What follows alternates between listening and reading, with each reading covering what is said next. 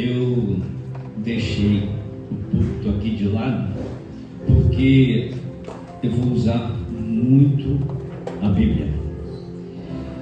Eu confesso a vocês que toda vez que me passam a responsabilidade, eu tremo.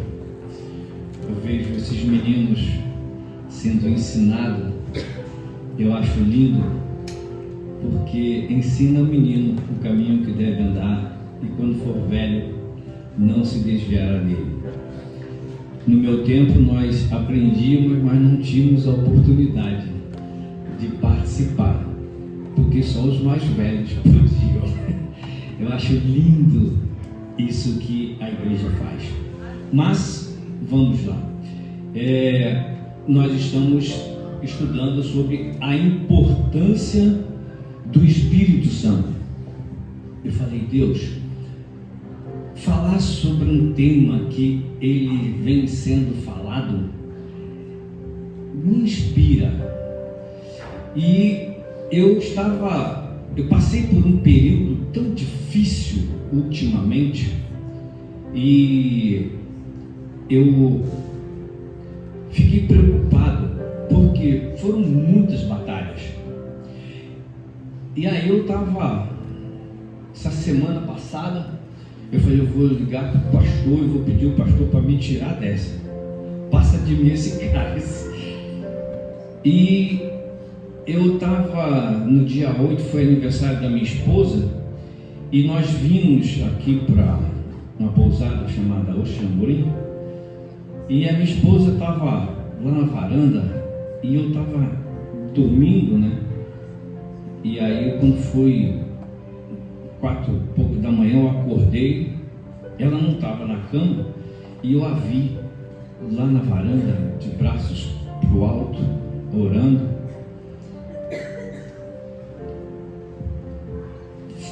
Falei para Deus, estou tão angustiado, me dá uma palavra para poder entregar à igreja. E naquele momento foi assim, algo tão lindo, porque Deus começou a falar comigo. Eu falei, obrigado, Senhor. E o que eu vou entregar para vocês, Ele falou ao meu coração, e eu gostaria que vocês sentissem a mesma coisa que eu senti. Foi interessante porque eu tinha comprado uma roupa de mergulho para nós, e eu falei para minha esposa, eu vou te ensinar a ver o que tem embaixo d'água. E ela morre de medo, né? Nem eu nem ela sabemos nadar. Mas o Espírito Santo é assim. Você não precisa entender o que o Espírito Santo vai fazer. Mergulhe. E aí ela chegou e falou comigo. Nós chegamos no dia 8 e eu falei, vamos botar a roupa, vamos entrar no mar. Aí ela falou, você tem certeza? Eu falei, se você não entrar, eu vou vender essa roupa. Aí ela se assustou. Aí colocamos a roupa e ela foi. Eu entrei, eu falei, vem aqui que eu vou te ensinar. Ela entrou e depois, primeiro eu ensinei ela na piscina. Quando ela entrou no mar, eu fiquei lá um pouco, depois nós saímos. Ela falou assim, vamos de novo, eu vou sozinha agora. Eu falei, louvado seja Deus. É isso que nós precisamos entender, é isso que eu espero, que o Espírito Santo me inspire a passar para vocês. Amém? O Espírito Santo, ele é fundamental para a vida cristã. Sem o Espírito Santo, nós não conseguimos manifestar aquilo que o Espírito quer nos dar. O Espírito Santo, ele é a manifestação do poder de Deus aqui na terra. E ele é a terceira pessoa da Trindade, Deus Pai, Deus Filho, Deus Espírito Santo. Vamos lá. No início, Gênesis 1, 1 a 2. No princípio criou Deus os céus e a terra. E a terra era sem forma e vazia, e havia trevas sobre a face do abismo, e o Espírito de Deus se movia sobre a face das águas. Se não existisse a Trindade, se o Espírito Santo, às vezes a gente, hoje eu cheguei aqui, a igreja estava tão vazia, eu falei, Jesus, cadê o povo? Mas aí o Senhor falou comigo, quando tudo foi feito, existia Deus Pai, Filho e o Espírito Santo de Deus, e o Espírito Santo se movia sobre a face das águas.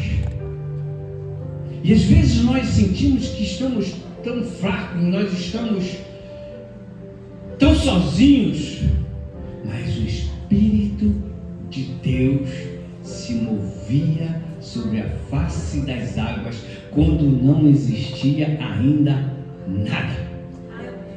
Amém? É importante nós termos a consciência de que sem o Espírito Santo nós não conseguimos discernir a palavra. Quando a gente abre a palavra para ler, se nós pegarmos a Bíblia para ler como apenas um livro qualquer, ela será um livro qualquer. Mas quando, eu gosto desse exemplo, já falei aqui várias vezes, quando Vitorinha botou a cadeira lá e senta e tem aquele momento com Deus, eu aprendi isso. Eu, quando vou ler a Bíblia, eu leio 7 salmos todos os dias. Eu não saio de casa, eu não chego em casa sem ler o Salmo 121. Eu tenho o hábito de conversar com Deus, porque eu sei que sem Ele eu nada sou.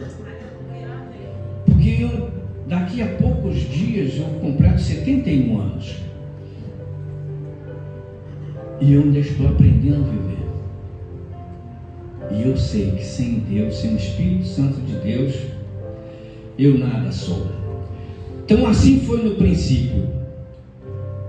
E depois, durante o período após a criação, até o ministério de Jesus, o Espírito Santo se manifestava através dos profetas, juízes e reis, para lhes dar poder, capacidade para desempenhar as suas funções e operar milagres. O Espírito Santo, ele estava, quando Deus falava com os seus profetas, quando Deus falava com os juízes, os reis, ele dirigia. Então, durante esse período, o Espírito Santo, ele estava em Deus, porque é uma trindade, ele não conseguia se dividir. Jesus ainda não havia se manifestado na terra, então a trindade estava lá, assim como foi lá no princípio. E o Senhor, ele falou com Moisés, ele falou com Abraão. Vamos ver Gênesis 12, de 1 a 3. E o Senhor disse a Abrão, nesse ponto ele ainda era Abrão: sai da tua terra, no meio dos teus parentes e da casa de teu pai, para a terra que eu te mostrarei. Seguinte: e farei de ti uma grande nação, te abençoarei e te engrandecerei o teu nome, e tu serás uma bênção. No 3: abençoarei os que te abençoarem, e amaldiçoarei quem te amaldiçoar, e todas as famílias da terra serão abençoadas por meio de ti. Louvado seja o nome do Senhor. Deus criou todas as coisas e Deus começou o propósito dele, direcionado a nossa salvação em Jesus Cristo. E Deus começou a falar com aqueles que Ele teria levantado para trazer Jesus.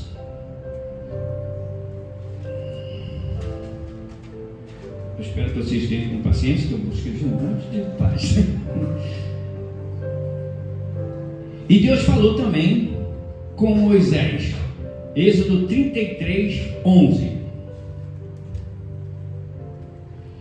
E o Senhor falava com Moisés face a face, como quem fala com seu amigo. E em seguida Moisés voltava para o acampamento, mas seu auxiliar, o jovem Josué, filho de Nun, não se distanciava da tenda. Havia a necessidade de Deus falar face a face com Moisés.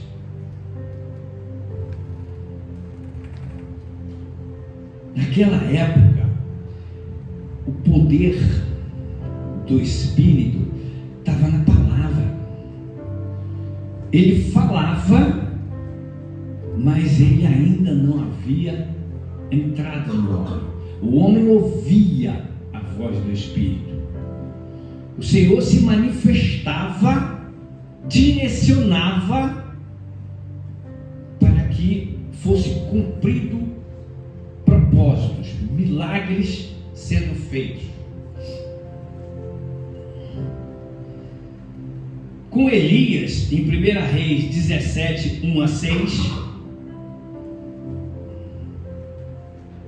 Elias, o tesbita, que habitava em Gileade, disse a Acabe: tão certo como vive o Senhor, teu Deus de Israel, a quem sirvo, nestes anos não haverá orvalho nem chuva, senão por meio da minha palavra. Seguinte.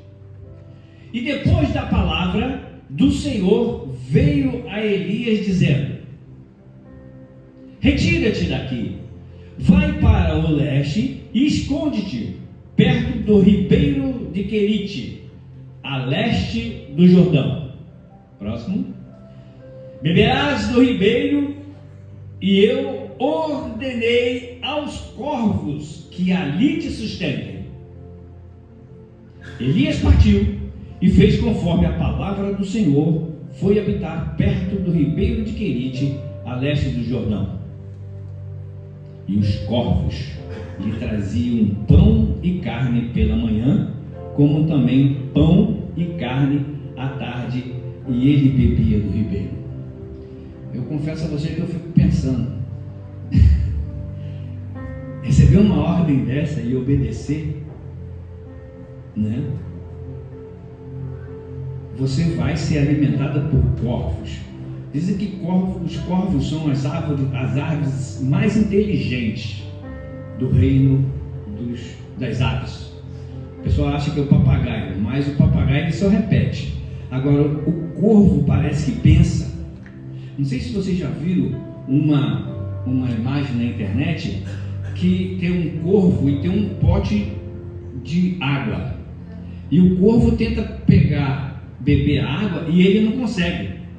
Ele pega pedra e vai colocando pedra dentro do pote e ele vai enchendo o pote com pedra até que a água chegue na boca e ele bebe a água.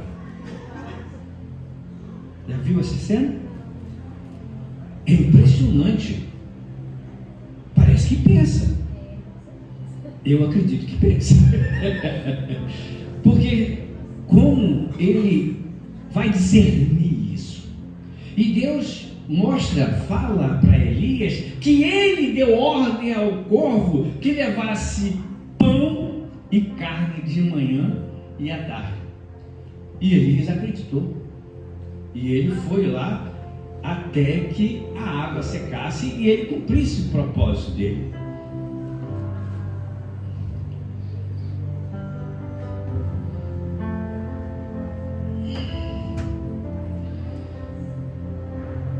E aí, Deus falou através de vários profetas no período antes do advento de Jesus Cristo.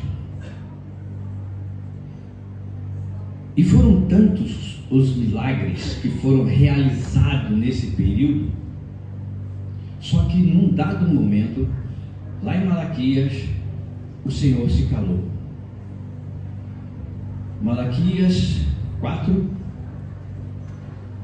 de 1 a 6. Diz o Senhor dos Exércitos: aquele dia virá, abrasador como fornalha. Todos os presunçosos e todos os que cometem maldade serão como palha, e o dia que virá os queimará. Não sobrará raiz nem ramo. Mas para vós, os que temeis o meu nome, nascerá o sol da justiça, trazendo cura nas suas asas, e vós saireis e saltareis como bezerros soltos no curral. Próximo. Pisareis os maus, porque serão como pó debaixo da planta de vossos pés. Naquele dia que prepararei, diz o Senhor dos Exércitos. Lembrai-vos da lei de Moisés, meu servo, dos estatutos e das normas que lhe mandei em Horebe para todo o Israel. Eu vos enviarei o profeta Elias antes que venha o grande e temível dia do Senhor. 6. E ele converterá o coração dos pais aos filhos e o coração dos filhos aos pais, para que eu não venha e fira a terra com maldição. Glorificado seja o nome do Senhor. E aí o Senhor se calou por 400 anos. Durante 400 anos não houve mais a manifestação de Deus. Deus não usou mais profetas durante 400 anos. Eu fico imaginando, né? A gente vem à casa do Senhor toda semana e a gente ora, a gente busca, e quando a gente não consegue perceber Deus falando conosco, dá um vazio. Imagine ficar 400 anos. Quantas gerações passaram sem que nunca uma pessoa ouvisse a voz de Deus? Deve ter sido um vazio tremendo. Deve ter sido momentos, né, porque foram 400 anos, momentos difíceis na vida daqueles que criam, porque a sinagoga continua existindo, né?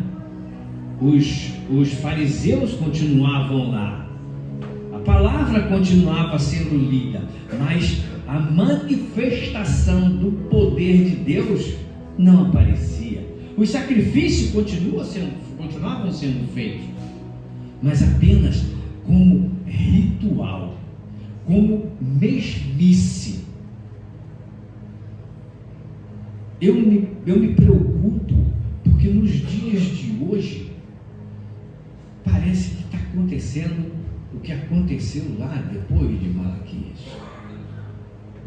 Mas vamos seguir aqui.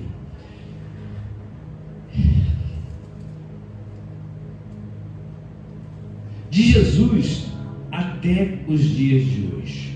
Eu fui no princípio, durante e agora, de Jesus até os dias de hoje. João 1, de 1 a 5.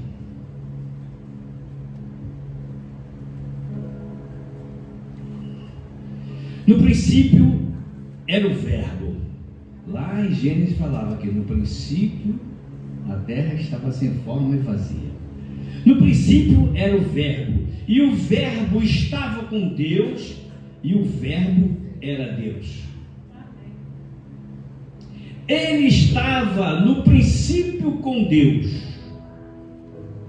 Todas as coisas foram feitas por intermédio dele, e sem ele nada do que foi feito existiria. A vida estava nele e era a luz dos homens. A luz resplandece nas trevas e as trevas não prevaleceram contra ela. Louvado seja o nome do Senhor. O Espírito Santo estava no princípio com Deus e o Verbo estava com Deus. No batismo de Jesus, o Espírito Santo desce como uma pomba. Mateus 3, 16 e 17. Depois de batizado, Jesus saiu logo da água e viu o céu se abrir e o Espírito de Deus descer como uma pomba vindo sobre ele. E uma voz do céu disse: Este é meu Filho amado, em quem eu me comprazo. Aí já ficou diferente.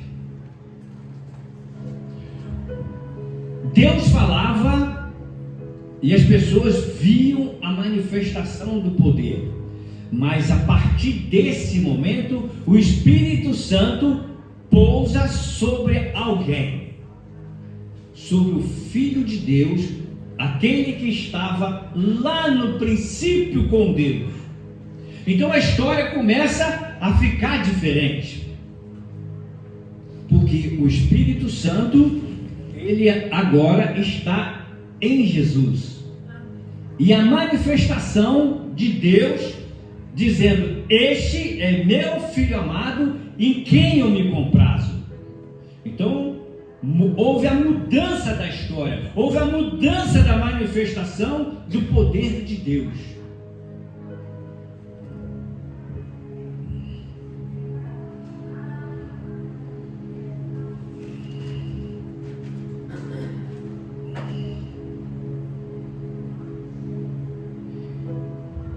E a partir dali, quando Jesus Cristo foi fazendo os milagres, porque ele, Deus, primeiro Deus homem, quando ele é batizado e recebe o Espírito Santo, ele recebe o ministério dele, e ele cumpre o seu ministério por 3 anos e meio.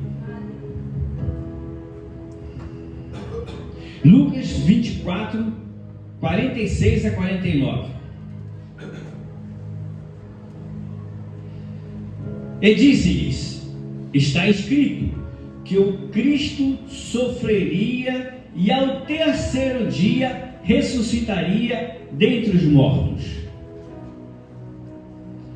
e que em seu nome se pregaria o arrependimento para perdão dos pecados a todas as nações, começando por Jerusalém. Vós sois testemunha dessas coisas. Envio sobre vós a promessa de meu Pai, mas ficai na cidade até que do alto sejais revestido de poder. Quando Jesus fala isso, ele está antevendo o que iria acontecer no Pentecostes. Então vamos lá no Pentecostes.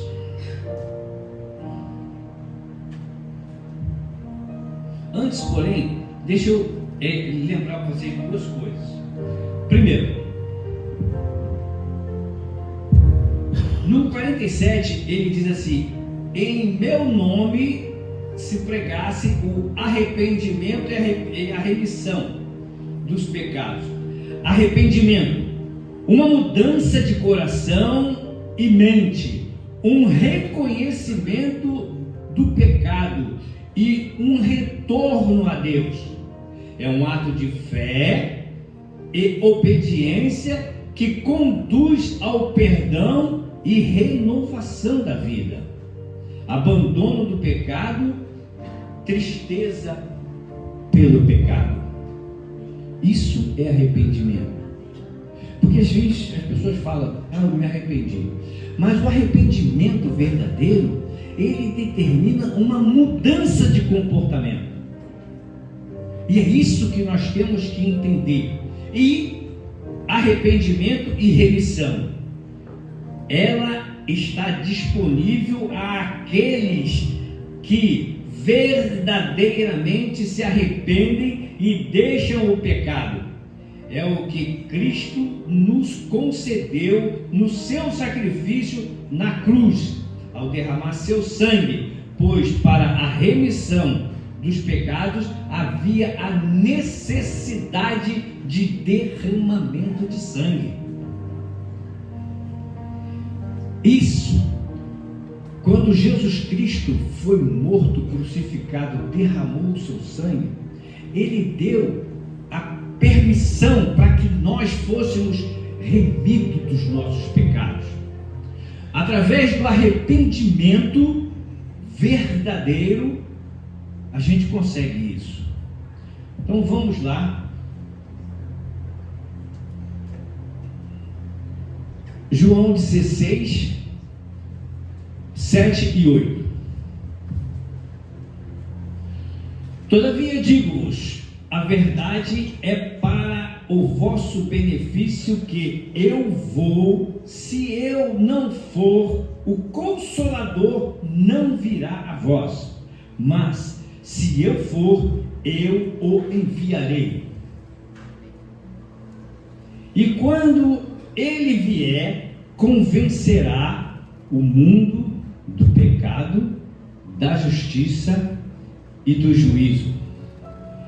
Então agora vamos a Atos 2, de 1 a 8. Ele disse que o Espírito Santo convenceria o homem do pecado, da justiça e do juízo. Ao chegar o dia de Pentecostes, todos estavam reunidos no mesmo lugar.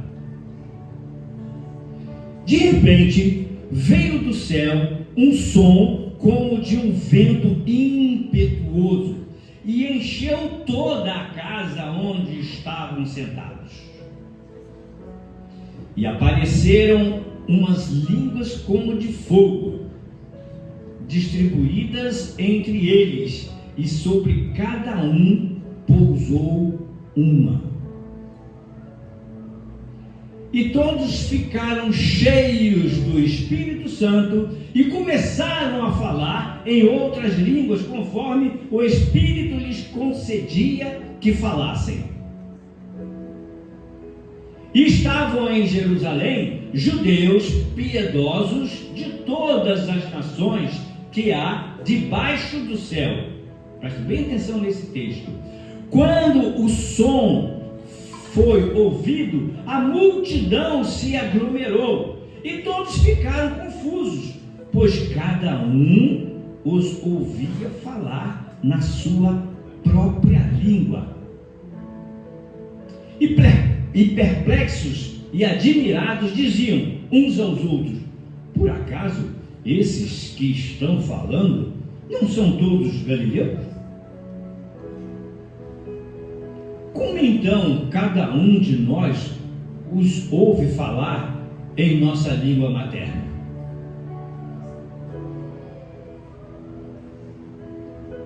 Preste bem atenção.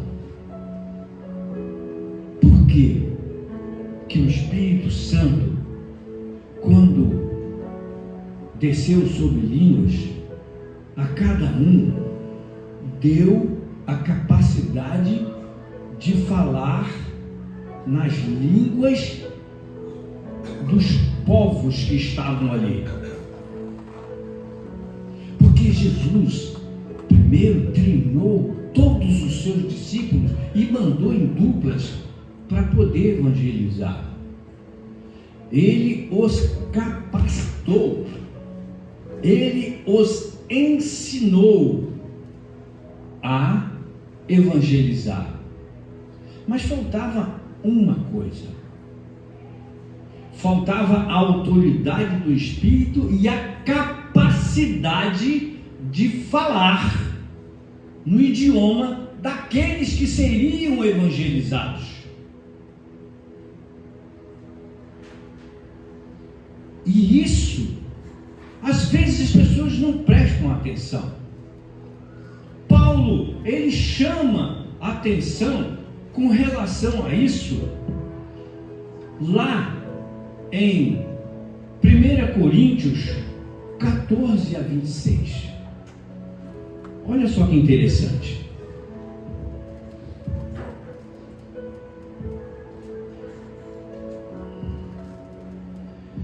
Irmãos, o que fazer então?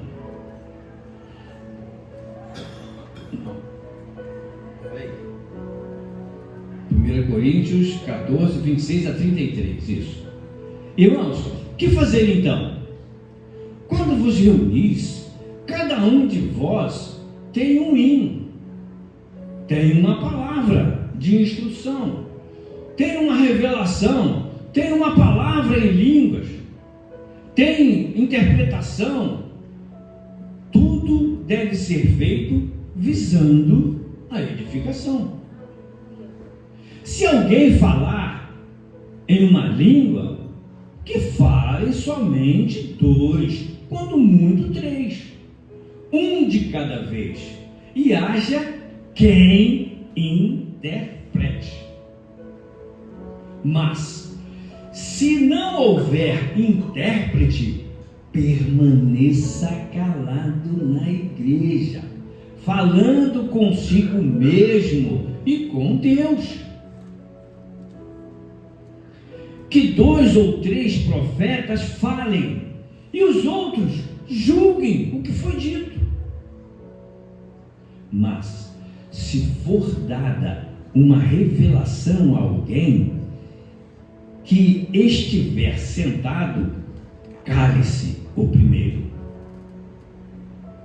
Porque todos podereis profetizar, um de cada vez, para que todos aprendam e sejam encorajados.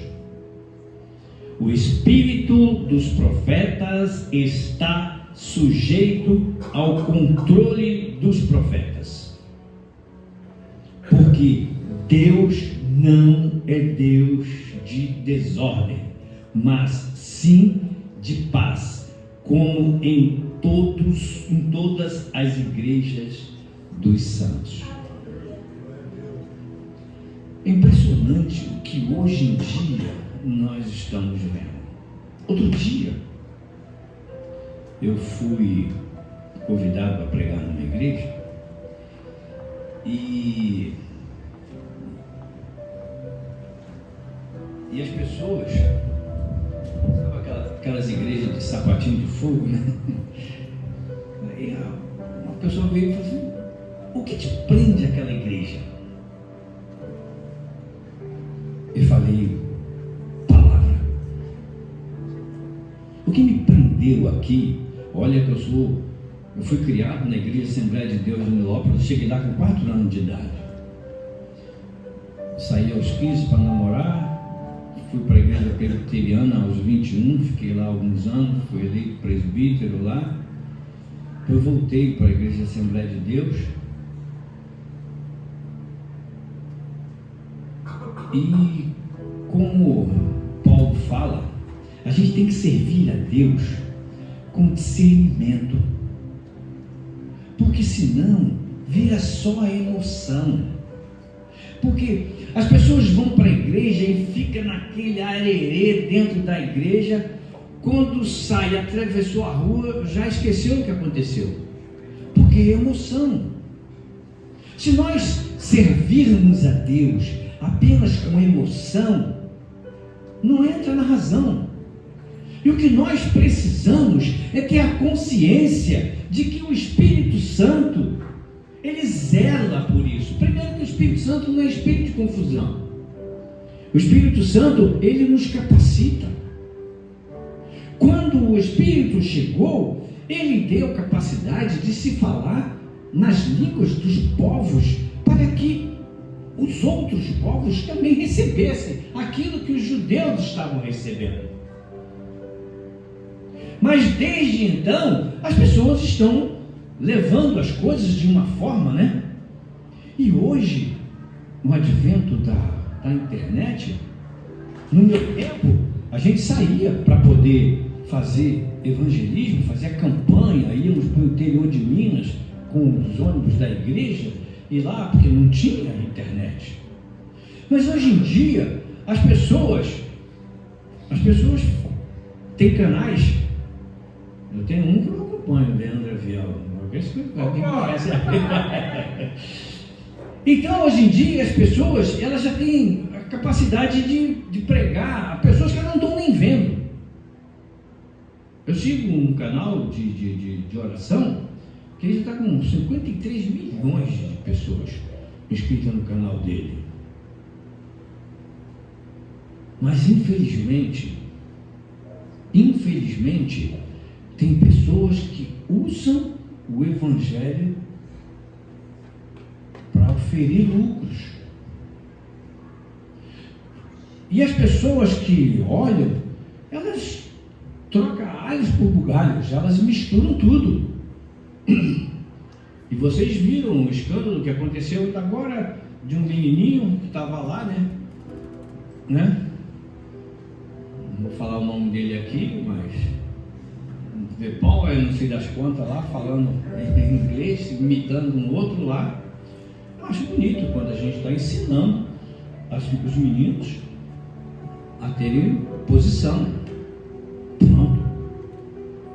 Porque Deus pode usar uma criança. Samuel foi levado para a casa do Senhor, menino, para ser criado lá, se tornou um profeta. O que precisamos ter é discernimento. Outro dia, eu tenho um monte lá em Nova Iguaçu, um Monte das Oliveiras. Minha esposa gosta daquele lá. E eu fui lá e tinha um banco quebrado. Não tem uns bancos, é grande lá o ambiente. E tinha um banco quebrado.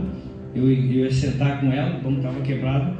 Aí eu peguei e falei, puxa vida, isso aqui eu consigo consertar. Aí tinha um rapaz lá que cuida lá. Eu falei, se não permitir, eu levo esse banco, conserto e trago ele de volta. Eu levei o banco, consertei ele, troquei, tirei, botei parafuso, refiz o banco. No dia 1º de maio, eu fui lá com a minha esposa para orar. Gente, quando eu cheguei lá, eu tomei um susto. Primeiro que não tinha lugar nem para estacionar, tanto de carro.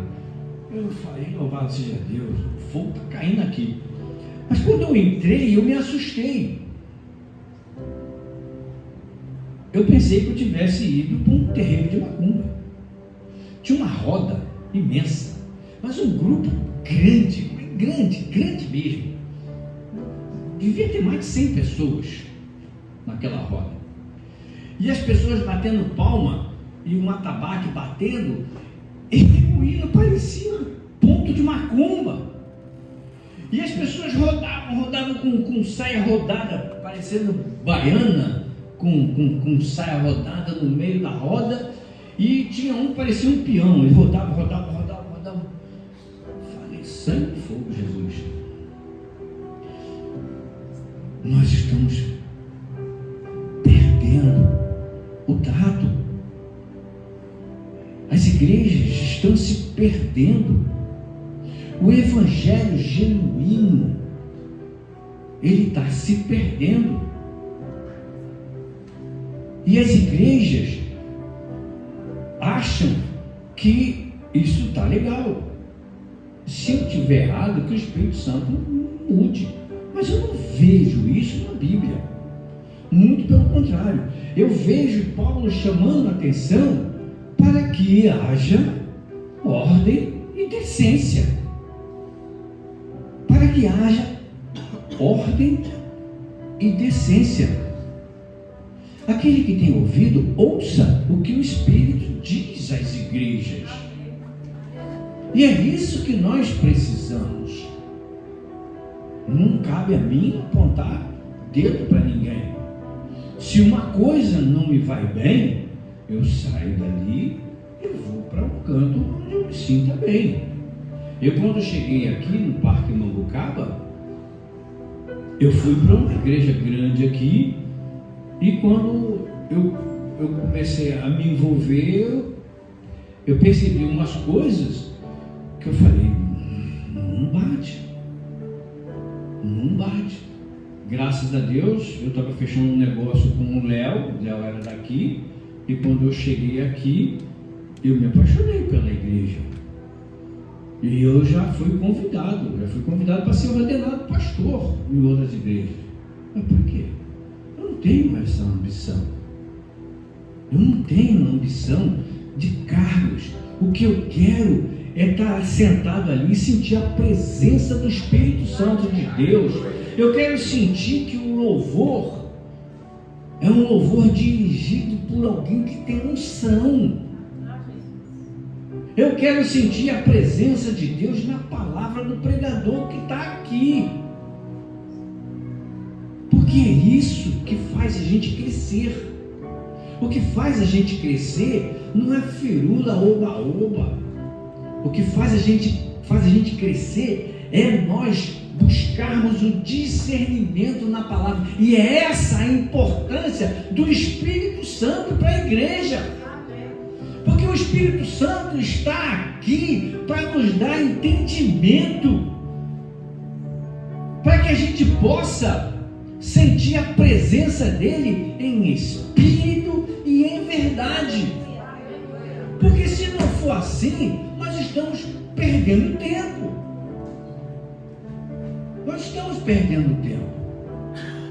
E essa é a preocupação. Por quê? Porque se nós não tivermos discernimento, a palavra vai se perder. Porque ela se perdeu em muitas igrejas. A igreja primitiva está lá no Vaticano.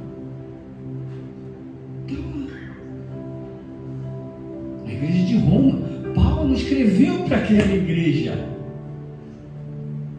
E hoje, totalmente prostituída.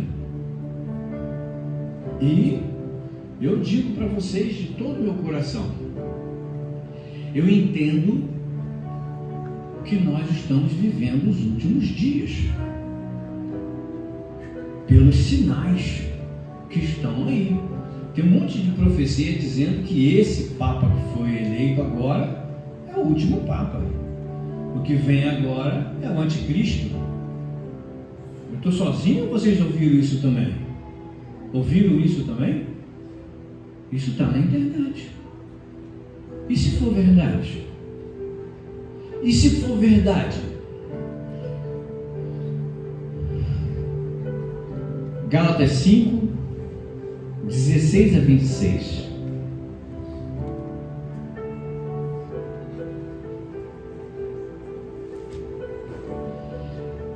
Mas eu afirmo, andai pelo Espírito e nunca satisfareis os desejos da carne.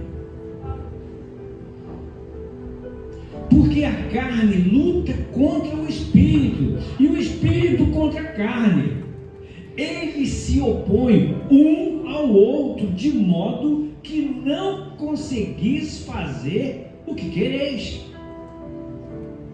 Mas, se sois guiado pelo Espírito, já não estáis debaixo da lei. As obras da carne são evidentes, a saber, imoralidade, impureza e indecência, idolatria e feitiçaria, inimizades, rivalidades e ciúmes, ira, ambição egoístas, discórdias, partidarismos e inveja, bebedeiras, orgias e coisas semelhantes a essas, contra as quais vos previno, como já vos preveni antes: os que as praticam não herdarão o reino de Deus. Mas o fruto do Espírito é amor, alegria, paz, paciência, benignidade, bondade, fidelidade, amabilidade e domínio próprio. Contra essas coisas não existe lei. Os que são de Cristo Jesus crucificaram a carne juntamente com suas paixões e desejos. Se vivemos pelo Espírito, andemos também sob a direção do Espírito. Não nos tornemos orgulhosos, provocando-nos uns aos outros e tendo inveja uns dos outros. Parece que a gente está falando sobre o que estamos vivendo hoje. Olha que Paulo escreveu isso há quase 2000 anos atrás. Outro dia eu estava vendo alguém dizendo que eu não quero ir para o céu, não quero ir para o inferno. Zeca Pagodinho foi um que falou isso. Eu quero ir para o inferno. O inferno é mais divertido. Eles acham que o inferno é mais divertido. Por que eles acham isso? Eu acho que porque alguém que mora perto dele não deve ter dito para ele: cara, se liga, mano, tu tá ferrado. Ele é vizinho lá do pastor Cláudio Duarte, por incrível que pareça. São vizinhos, ele até se conhece. Mas o pior de tudo, gente, é que as pessoas, elas estão se enganando, elas estão se perdendo, porque elas acham que as obras da carne, os prazeres da carne, são mais interessantes do que o fruto do Espírito. E o pior de tudo, que tem gente da igreja que acha a mesma coisa. Tem gente que está dentro da igreja, mas quando pensa que viver o fruto do Espírito é penoso, mas dá uma escorregadinha de vez em quando, pode. Isso tem uma coisa que me deixa preocupado. Eu fui empresário e na minha época um camarada chegou e queria que eu desse propina para ele. Eu trabalhei na construção da CSA, TK-CSA lá em Santa Cruz de Itaguaí. E tinha um cara que me acharcava, me pedia propina, ele só liberava minhas notas, minhas coisas, se eu desse para ele. Aquilo me deixou atarantado. Eu fui e falei: isso não está legal. Aí eu conheci uma pessoa que era secretária de um alemão. Eu falei para ela, ela falou assim: rapaz, você quer conversar com um alemão? Eu falei: eu quero. Aí eu fui e abri o verbo.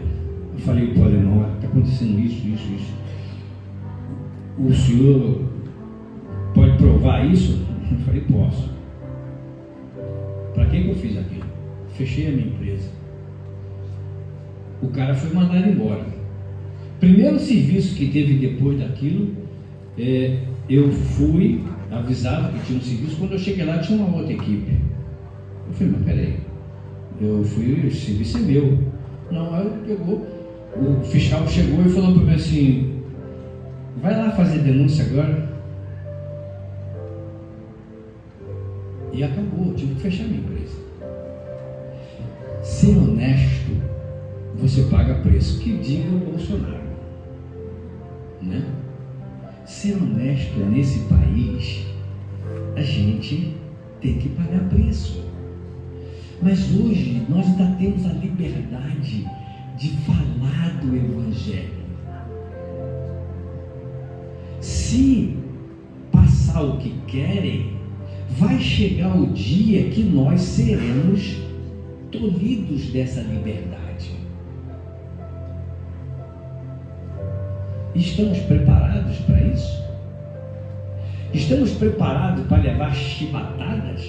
Para sermos cerrados ao meio, termos a cabeça cortada? Né?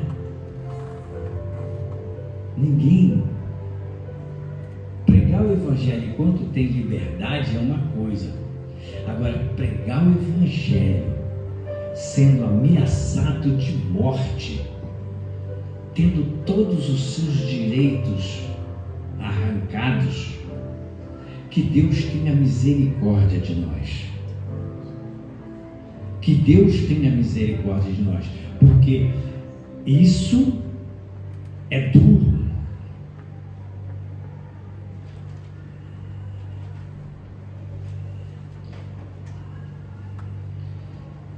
Eu fico muito triste, porque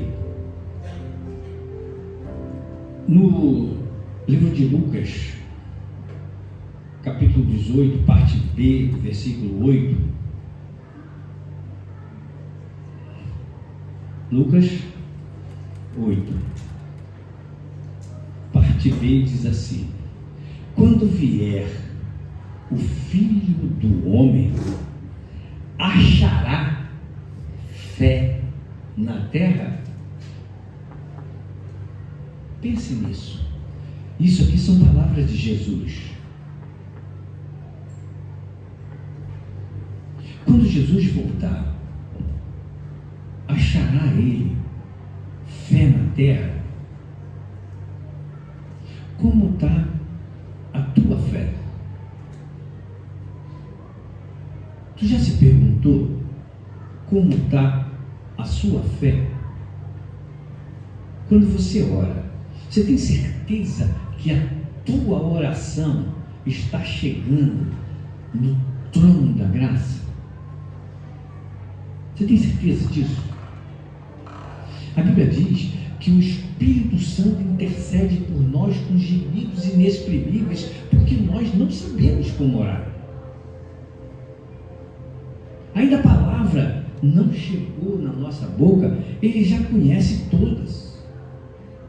Salmo 139 diz que todos os nossos dias foram escritos no livro do Senhor, quando nenhum deles ainda existia. Nós temos que ter a convicção, nós temos que ter a convicção de que isso aqui é a palavra de Deus. Nós temos que ter a convicção de que quando nós dobramos os nossos joelhos e fazemos uma oração a Deus, através do nome de Jesus Cristo, essa oração, o Espírito Santo está levando até o trono da graça. Porque senão, nós estamos perdendo tempo aqui. Eu estou perdendo tempo de estar nesse púlpito. O pastor está perdendo o jovenzinho que veio aqui falar. Está perdendo tempo. E é isso que nós precisamos exercitar todos os dias. O que você faz? A primeira coisa que você faz quando abre os olhos de manhã, o que você faz? O que você faz? Eu tenho um hábito. Eu agradeço por ter aberto os olhos. Obrigado. Bom dia, Espírito Santo. Obrigado, Deus, porque eu despertei. Obrigado pela noite de sono que me deste. A um coração grato, ele não desprezará. Nós temos que entender que a nossa vinda aqui não é um encontro social. Nós vemos a igreja para poder aprender e para fazer um culto racional de louvor e adoração ao Senhor. Eu sou do tempo de que nós tínhamos culto de membros, culto de oração, tinha um culto fechado, culto de membros, culto de doutrina. Quando se falava de doutrina, aí eu estava balançando a cabeça que já viveu isso. Eu vivi isso. Culto de doutrina, culto de estudo da Bíblia, o culto aberto ao público, e tinha apelo todos os dias. E eu lembro de um hino que cantava: eu venho como estou, sim, venho como estou, porque Jesus por mim morreu. Eu venho como estou. É do seu tempo? Porque a gente vem para Jesus como está. Eu escutei falar da igreja inclusiva. Igreja inclusiva. Eu conheço uma igreja transformadora. Eu venho como estou, porque Jesus por mim morreu, e quando eu entro na igreja, eu sou transformado. Quando eu levanto a mão e aceito a Jesus como meu Senhor e Salvador, eu recebo o Espírito Santo no meu coração, e eu busco o batismo com o Espírito Santo. Tem gente que acha batismo com o Espírito Santo é só aquele que fala em línguas. É mesmo? Tem certeza? Enrolar a língua e falar um monte de coisa é fácil. A internet está cheia, tem gente ensinando como ser batizado com o Espírito Santo. Está na internet. Agora, e o coração transformado? Essa é a importância do Espírito Santo. Nós temos que entender que o Espírito Santo está pronto para entrar no coração daqueles que sinceramente o buscar. Porque aí, quando chegar lá no seu negócio, ou quando você chegar num caixa de mercado e o mercado entregou o troco errado, você vai dizer para ele: não, está aqui, tem um dinheiro errado aqui. Tem gente que acha: oh, glória, me deu um dinheiro a mais, eu estava precisando desse dinheiro. Vai faltar no caixa dele e ele vai ter que pagar. É assim no caixa. Não existe. Um dia desse aconteceu, eu contei para vocês aqui a história do dinheiro que caiu no meu pé. Eu entendo que aquele dinheiro estava dentro da minha Bíblia, ou Deus fez o dinheiro aparecer, porque não tinha ninguém do meu lado para o dinheiro aparecer, e ninguém disse: esse dinheiro é meu. Porque Deus, Ele pode fazer aparecer.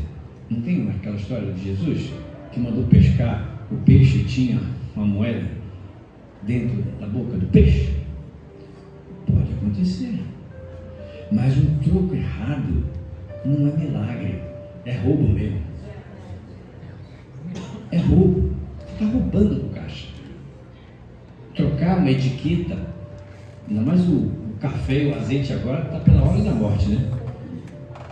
Trocar o preço não vai resolver nada, porque agora não tem nem mais como fazer isso, né? Porque agora é leitura, né? Ler o código de barras.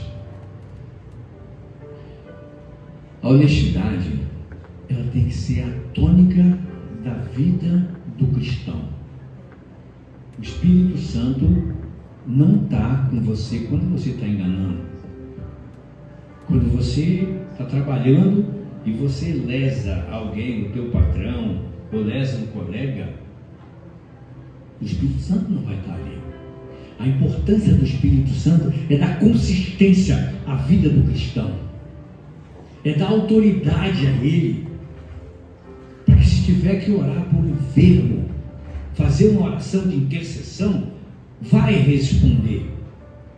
A importância do Espírito Santo na vida da igreja é dar consistência a esse trabalho, porque senão apenas eco, é apenas barulho. E não foi para isso que Jesus morreu na cruz do Calvário. Não foi para isso que Deus criou. Lá no princípio o Espírito estava com Deus e ele anunciou a Jesus, e Jesus morreu na cruz e subiu, ressuscitou e enviou o Espírito Santo para que eu e você tivéssemos autoridade para poder falar do Evangelho, para poder convencer as pessoas, porque quem convence o homem do pecado, da justiça e do juízo é o Espírito Santo de Deus, mas o portador do Evangelho é cada um de nós. Essa autoridade nos foi dada, nós fomos